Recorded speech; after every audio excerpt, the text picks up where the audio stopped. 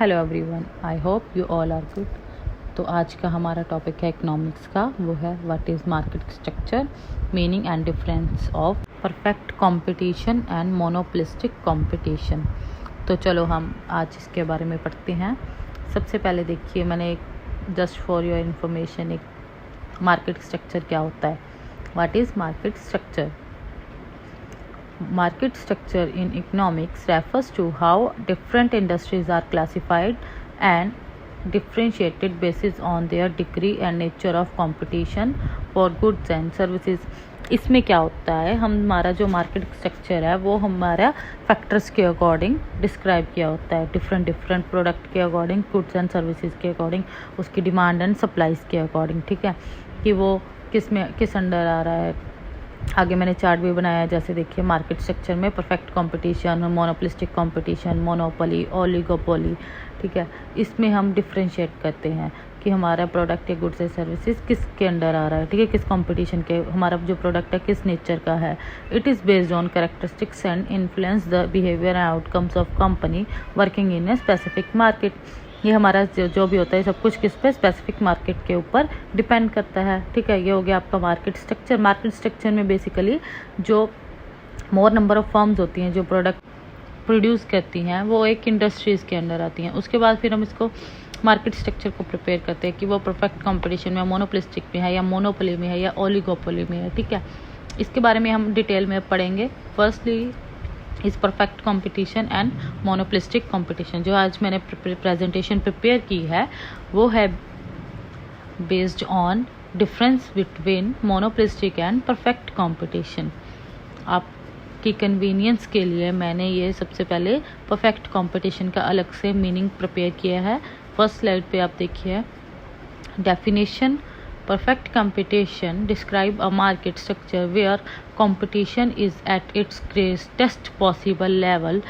अब इसके बाद इसका मीनिंग मैं आपको पूरा समझाती हूँ कि इसमें होता क्या है। परफेक्ट कंपटीशन मार्केट स्ट्रक्चर में किस टाइप का होता है, इसका क्या मीनिंग है।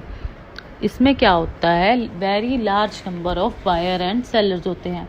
परफेक्ट जो कंपटीशन होता है वो रेफर करता है, उसमें ऐसी मार्केट होती है जहाँ very large number of buyer and sellers होते हैं। वो उसमें जो प्रोडक्ट्स होते हैं वो किस नेचर के होते हैं, होमोजीनियस नेचर के, सेम काइंड ऑफ। ठीक है, और ये इसका जो प्राइस होता है वो फिक्स्ड कौन करता है, मार्केट। इसमें होमोजीनियस प्रोडक्ट होते हैं, फर्स्ट फीचर आ गया इसका। सेकंड वन इज इसमें very large number of buyer and sellers होते हैं।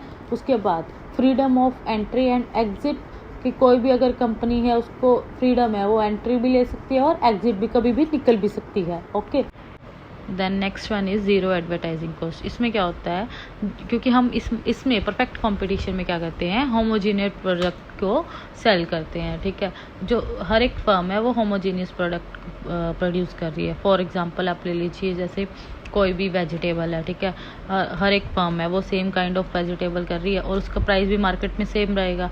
तो फिर अगर उसकी हम एडवर्टाइजमेंट करेंगे कि हाँ भाई मेरे को पता है कि हमें सेम हम प्रोडक्ट प्रोड्यूस कर रहे हैं, हमारी अगर हम इससे ज़्यादा प्राइस रखेंगे तो हमारा जो प्रोडक्ट है वो मार्केट में नहीं बिकेगा। ठीक है, तो हम उसका अगर प्राइस इनकर करके भी उसके एडवर्टाइजमेंट पे भी पैसे खर्च करके हमें फिर भी पता है कि वो इससे ज़्यादा नहीं बिकने वाला, तो हम उसमें एडवर्टाइजिंग का भी खर्चा क्यों करें। तो इसमें क्या होता है, ज़ीरो एडवर्टाइजिंग कॉस्ट भी होती है, क्योंकि हर जो फर्म है इसमें परफेक्ट कंपटीशन में वो same kind of products he produce कर रही है। क्योंकि अगर जो बायर है उसको वो वही प्रोडक्ट, अगर फॉर एग्जांपल आप ले लीजिए कोई भी वेजिटेबल है, पोटैटो है। ठीक है, एक वो फर्म उसको 10 kg पर kg पे बेच रही है। ठीक है, दूसरी फर्म है उसको अगर वो 15 पर kg पे बेचेगी, तो ऑब्वियस है ना, जो बायर है वो 10 वाला ही बाय करेगा। ठीक है, तो इसमें क्या है कि उसमें जो सेम काइंड ऑफ हम प्रोडक्ट प्रोड्यूस कर रहे हैं तो उसमें हमें क्या है, एडवर्टाइजमेंट भी नहीं करनी पड़ती, जिससे हमारा एडवर्टाइजमेंट का भी खर्चा बच जाता है। अब इसके बाद आप नेक्स्ट स्लाइड पे देखिए, what do you mean by monopolistic market. A monopolistic market is a theoretical condition that describes a market where only one company may offer products and services to the public.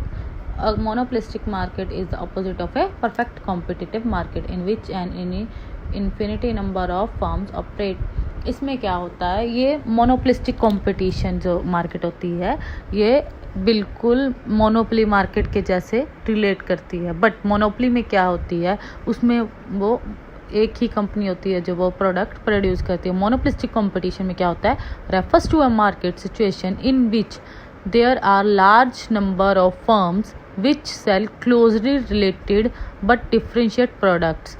इसमें क्या होता है कि products जो same होते हैं, means for example आप ले लीजिए जैसे सोप है, टूथपेस्ट है, वो डिफरेंट कंपनीज है, जैसे कॉलगेट है, पतंजलि है, ठीक है, बबूल है। उसके साथ साथ सेम काइंड ऑफ प्रोडक्ट तो है बट कंपटीशन में भी साथ होता है, ठीक है, उसके साथ कंपटीशन भी होता है। सोप है, उसके भी डिफरेंट काइंड ऑफ कंपनीज हैं, जैसे डव, लाइव बॉय, पेयर्स, ये सारा, ठीक है। इसके साथ साथ हमें कंपटीशन को भी फेस आउट करना पड़ता है। ये होता है मोनोपोलिस्टिक कंपटीशन, जिसमें देखिए monopolistic market, one supplier and number substitute products. Monopolistic competition दोनों अलग अलग है, ठीक है। Monopolistic market and monopolistic competition, many suppliers and similar product but not perfect substitute.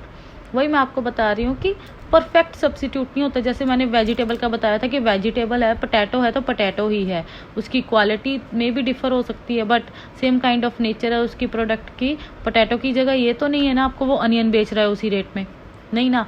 But इसमें क्या है, सोप है तो वो सोप ही है ना, बट डिफरेंट कंपनी है ना, बस ये है कि नॉट परफेक्ट सब्स्टिट्यूट, कि वो उसका परफेक्ट सब्स्टिट्यूट नहीं है। वो क्या होता है, मोनोपोलिस्टिक कंपटीशन, जिसमें के लार्ज नंबर ऑफ सेलर्स होते हैं, प्राइस डिफरेंशिएशन होता है, ठीक है। और इसमें जो प्राइस होता है वो प्रोडक्ट के उसके ब्रांड, साइज, कलर, शेप सब पे डिपेंड करता है। सेलिंग कॉस्ट इसकी मार्केटिंग, सेल, प्रमोशन, एडवर्टाइजमेंट उसके अकॉर्डिंग सेट होती है, और इसमें भी freedom of entry and exit होता है। अब इसके बाद आपका मार्केट स्ट्रक्चर भी हो गया, उसका मीनिंग भी हो गया, इसके परफेक्ट कंपटीशन भी मैंने आपको समझाया। अब आके मैंने एक परफेक्ट कंपटीशन की डायग्राम भी दी है, वो भी आप देख लीजिएगा।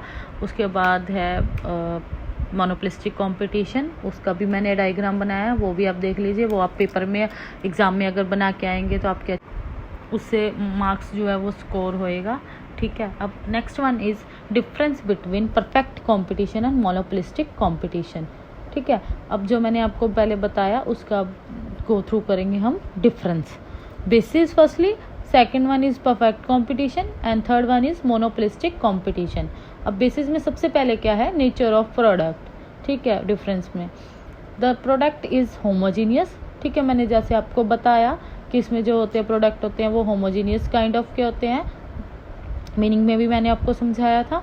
मोनोपोलिस्टिक कंपटीशन में क्या होता है, द प्रोडक्ट इज डिफरेंशिएटेड, इसमें जो प्रोडक्ट होते हैं वो अलग अलग होते हैं। सेलिंग कॉस्ट इसकी क्या होती है, no selling cost are incurred, इसमें हमें एडवर्टाइजमेंट पे मैंने आपको बताया था कि हमें कोई कॉस्ट नहीं इनकर करनी पड़ती।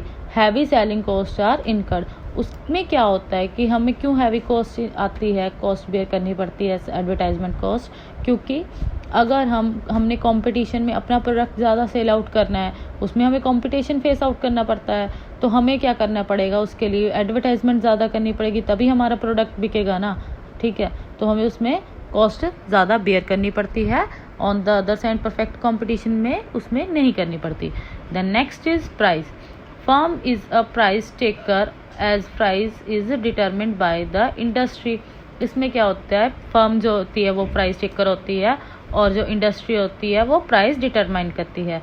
But on the other hand monopolistic competition में क्या होता है, firm has partial control over price due to product differentiation. इसमें प्राइस जो होता है वो फर्म के अकॉर्डिंग होता है, सेट होता है। But on the other hand monopolistic में क्या होता है, इसमें परफेक्ट में नहीं होता है, वो इंडस्ट्री ही उसमें सेट करती है। बट मोनोपोलिस्टिक में क्या होता है, firm has partially control over the price due to product differentiation. इसमें हमारे जो प्रोडक्ट्स हैं जो हमें उसमें सेलिंग कॉस्ट भी इनकर करनी पड़ती है, सब कुछ होता है, प्रोडक्ट डिफ्रेंसिएशन होता है, तो इसमें फर्म का होता है, उसका पार्शियली कंट्रोल होता है ओवर द जो हमें प्राइस सेट करना होता है, ठीक है। The next one is level of knowledge. इसमें क्या होता है, परफेक्ट कंपटीशन में buyers and sellers have perfect knowledge about the market condition. इसमें होमोजीनियस प्रोडक्ट होते हैं, ठीक है, इसमें हमें कॉस्ट भी नहीं बेयर करनी पड़ती, इसका प्राइस भी इंडस्ट्री के अकॉर्डिंग होता है। तो हमें इसमें जो बायर्स एंड सेलर्स होते हैं उनको परफेक्ट नॉलेज होती है किसके, मार्केट कंडीशन के बारे में। But on the other hand monopolistic competition where as buyer and sellers do not have perfect knowledge due to product differentiation, क्योंकि हम उसमें वैरायटी ऑफ प्रोडक्ट्स होते हैं, डिफरेंट काइंड ऑफ कंपनीज होती हैं, तो इसमें बायर एंड सेलर्स को परफेक्ट नॉलेज नहीं होती, ठीक है। The next one is demand curve. Demand curve is perfectly elastic as price remains same at all level of output. इसमें प्राइस सारा सेम रहता है, तो इसमें डिमांड कर्व क्या होता है, वो परफेक्टली इलास्टिक होता है। But on the other hand monopolistic competition में क्या होता है, demand curve slopes downwards as more output can be sold only at less price. उसमें क्या होता है, जब हमारी जो प्रोडक्ट है वो ओनली लेस प्राइस पे हम जब उसको आउटपुट को सोल्ड आउट करते हैं, तो वो जो डिमांड कर्व होता है वो क्या करता है, स्लोप डाउनवर्ड होता है। तो ये था आपका क्या difference between the perfect competition and monopolistic competition. ये क्या है, एक मार्केट स्ट्रक्चर के आगे टाइप है, ठीक है। इसका मैंने आपको मीनिंग समझाया, मार्केट स्ट्रक्चर के बारे में बताया कि मार्केट स्ट्रक्चर के उसके टाइप्स क्या होते हैं, उसके बाद परफेक्ट कंपटीशन का मीनिंग है with the help of diagram, monopolistic competition का मीनिंग है with the help of diagram and difference between both of them. और ऐसी वीडियोस देखने के लिए मेरे चैनल को लाइक एंड सब्सक्राइब कीजिए। Thank you.